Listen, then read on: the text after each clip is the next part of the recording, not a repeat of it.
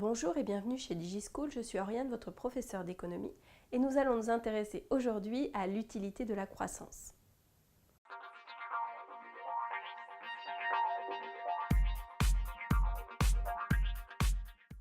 Quand on parle de croissance, on parle évidemment de création de richesse. Et le but de la croissance, l'objectif de la croissance, c'est l'amélioration du niveau de vie. Alors attention, il faut distinguer le niveau de vie de la qualité de vie. Lorsqu'on parle de croissance, on parle bien de niveau de vie. Le niveau de vie va dépendre du revenu disponible pour la consommation, c'est-à-dire les salaires et les aides publiques auxquels on va retirer les prélèvements obligatoires. Et puis le niveau de vie va également dépendre de la structure du budget des ménages, c'est-à-dire la capacité que vont avoir les ménages à utiliser leur budget pour satisfaire leurs besoins primaires et leurs besoins secondaires. Alors les besoins primaires, petit rappel, c'est le logement, le fait de manger à sa faim et d'assurer sa sécurité. Les besoins secondaires, c'est tout le reste. Ça va être suivre la mode, ça va être les activités de loisirs, ça va être manger bio par exemple. Tout ça sont considérés comme des besoins secondaires. Alors à distinguer évidemment de la qualité de vie. Pourquoi ? Parce que la qualité de vie, c'est une notion qui est beaucoup plus large puisqu'elle va prendre en compte l'exercice des libertés, l'environnement ou la sécurité au sens large, la sécurité individuelle et nationale. Donc, bien comprendre que lorsque l'on vous parle de la croissance et de l'utilité de la croissance, on s'intéresse à l'amélioration du niveau de vie.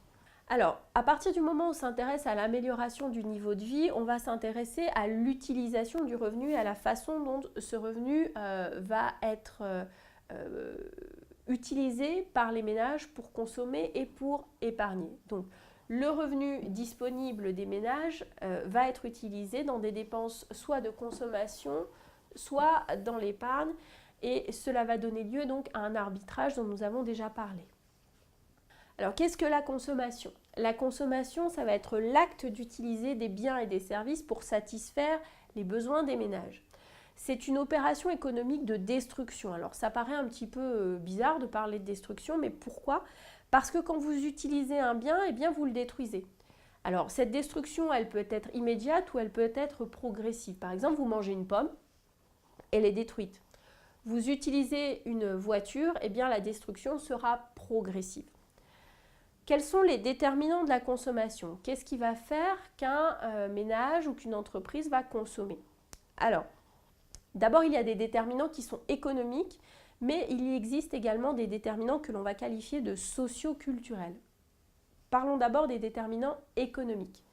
Alors, les déterminants économiques de la consommation des ménages, c'est d'abord le niveau de revenu, évidemment, et puis les contraintes budgétaires. Alors, on peut ici parler de la loi d'Engel. Alors, l'idée d'abord, quand on parle de niveau de revenu et de contraintes budgétaires, c'est de dire tout simplement que plus votre revenu augmente et plus vous pouvez consommer. D'accord ?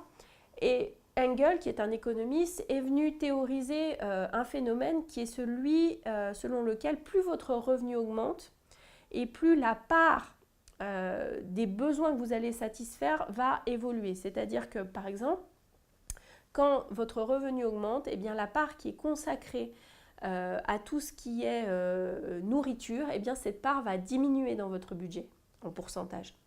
Par contre, la part qui est consacrée au logement, à l'habillement, elle reste stable. Et puis la part qui est consacrée aux autres choses, aux autres dépenses, celle-là, elle va augmenter, les dépenses de loisirs par exemple. Autre élément qui va rentrer en compte dans votre consommation, c'est le niveau général des prix, c'est-à-dire le taux d'inflation. C'est-à-dire que si le taux d'inflation augmente, votre pouvoir d'achat diminue, c'est mathématique. Et puis ce qui va rentrer aussi en ligne de compte, c'est le taux d'intérêt. Si les taux d'intérêt sont faibles, cela peut vous inciter à emprunter pour consommer. Autre déterminant, les déterminants socio-culturels de la consommation. Alors là, je ne peux pas tout détailler, mais c'est l'idée que votre consommation, elle est influencée par votre âge, par votre niveau de vie, par l'endroit où vous habitez, par les groupes auxquels vous appartenez, les groupes sociaux auxquels vous appartenez, par l'influence que la publicité va avoir, par aussi votre personnalité. Est-ce que vous allez plutôt être sensible, par exemple, à la protection de l'environnement ou pas ? Tout ça rentre en ligne de compte pour déterminer votre niveau de consommation et vos habitudes de consommation. Autre choix possible pour les ménages, celui de l'épargne. Alors l'épargne, c'est une partie du revenu qui est disponible et que l'on ne va pas utiliser immédiatement pour consommer. Alors il existe différentes formes d'épargne, la thésaurisation, l'épargne financière et l'épargne non financière. Alors la thésaurisation, c'est un mot un peu compliqué, mais qui définit en fait une pratique très simple, c'est tout simplement le fait de garder votre argent à la maison. Donc c'est la pratique des grands-mères, de mettre un petit peu d'argent caché sous les matelas, ça c'est de la thésaurisation. L'épargne financière, eh bien c'est l'épargne que vous allez mettre à la banque dans les institutions financières. Et puis l'épargne non financière, ce sont en fait les placements immobiliers, c'est le fait d'acheter un appartement par exemple. Alors pourquoi est-ce qu'on épargne?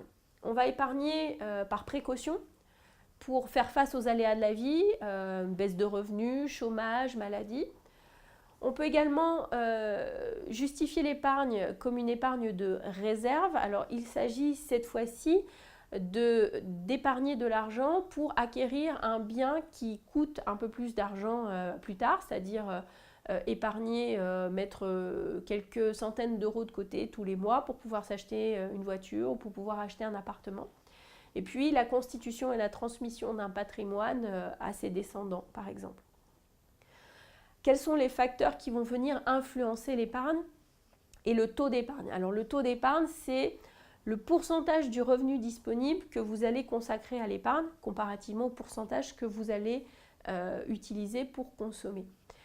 Ce taux d'épargne, eh bien, il varie en fonction de votre niveau de revenu, c'est-à-dire que plus vous avez un revenu important, plus vous avez une capacité, une propension à épargner. Le taux d'intérêt, si les taux d'intérêt sont élevés, eh bien, vous avez intérêt à épargner. L'âge, on sait que normalement, plus on vieillit, plus on va épargner pour prendre en compte la retraite à venir, tout simplement. Et puis la confiance en l'avenir, si on a des doutes sur l'avenir, eh bien on a tendance à mettre de l'argent de côté également. J'espère que cette vidéo vous aura été utile. Je vous invite à vous abonner à notre chaîne et n'hésitez pas à laisser un commentaire si vous avez une question. Je vous dis à bientôt sur DigiSchool.